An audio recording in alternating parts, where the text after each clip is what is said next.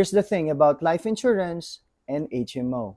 Health insurance and HMO have their own differences, but they complement with each other in times of need. Ang health insurance, magpo-provide sa'yo ng financial support, higit lalo kung may mga minor or worse, major diagnosis or surgeries. Whereas, ang HMO, nagkakaroon ka naman ng access for checkups sa mga accredited hospitals, clinics, and doctors with a minimal or minsan no fee at all. Combining these two, mas mabibigyan ka ng comprehensive coverage for both preventive care through HMO and emergency care through health insurance. Mahirap magkasakit, especially nowadays, na napakamahal magkasakit.